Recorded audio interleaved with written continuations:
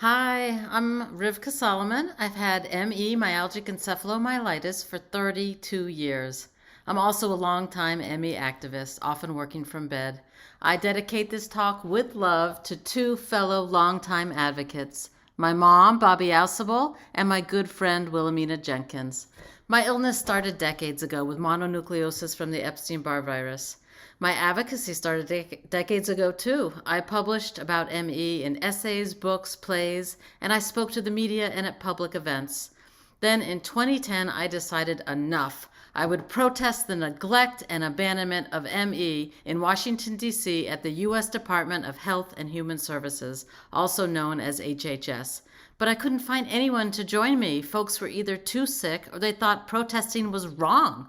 So, standing alone in front of the enormous building that is HHS, I held my homemade signs and read aloud a letter to the HHS secretary pleading for help for ME after I was bedridden for months, but full of the love of people who had seen my one-woman demo video.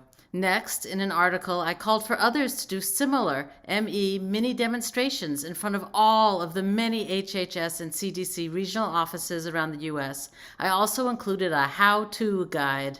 Unfortunately, I didn't hear of any other demos, so I did another. In 2011, my partner Robert and I made a 25-foot banner demanding HHS help ME. 5 folks joined me in front of HHS for the first ever ME protest at HHS. The head of HHS security scowled at us and said, "The secretary of HHS will hear about this," to which I said, "Yay, success." Next, bedridden, I shipped the 25-foot banner to my mom, Bobby, and she replicated the demonstration in front of her San Francisco HHS regional office.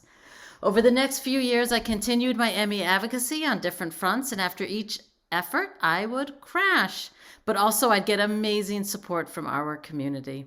Then, in 2016, my good friend Beth Mazer, co-founder of ME Action and co-chair of their board, asked if I would talk with someone named Stacy Hodges because she wanted to organize a big demo at HHS in Washington, D.C.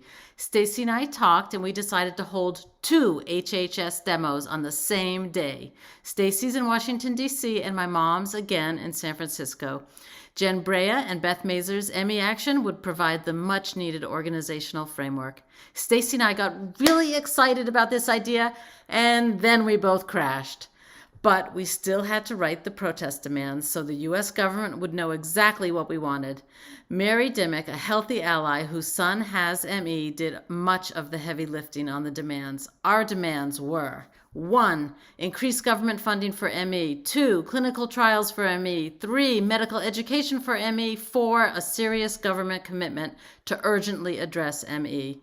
Meanwhile, ME advocate Brent Merritt came up with the perfect name, Millions Missing, to reflect the millions of people missing out from our own lives. Suddenly, new U.S. city organizers popped up: New York, Georgia, Massachusetts, and more. So ME Action's Adrian Tillman and I held weekly meetings with these city organizers to brainstorm how to make banners, get permits, etc. ME Action's Jamie Seltzer managed all of the tech needs, videos, social media. The date got closer and we needed to make fast decisions on the fly, so we had to create a U.S. Millions Missing Steering Committee. Stacy, Mary, me, and now the invaluable Terry Wilder, an HIV activist who had joined the fight for ME. We were in constant contact as the protest date drew near. Of course, there were many smart, creative, and very sick people working on Millions Missing to make it a success, and boy, was it a success. Demonstrations held across the U.S. and globe. I attended in San Francisco with my mom, Bobby. Then 4 months later, in September, still crashed, now with an indomitable Ben Suborger coordinating. We did it all over again with even more protest sites. Since then, Millions Missing has been held every year. But really, ME advocacy, we all know, takes place every day by dedicated people and organizations. Since 2016, my advocacy shifted. With the Massachusetts MECFS and FM Association, I co-organized events across Massachusetts, often screening Jen Brea's brilliant film Unrest. One event had 650 healthcare professionals and students in the audience. 650. I also have been reaching out to media. Last year, the PBS NewsHour featured me talking about ME and long COVID. A whopping 1.2 million people watched. 1.2 million people. In closing, I want to invite all who are able to become advocates. Join me in this fight for ME.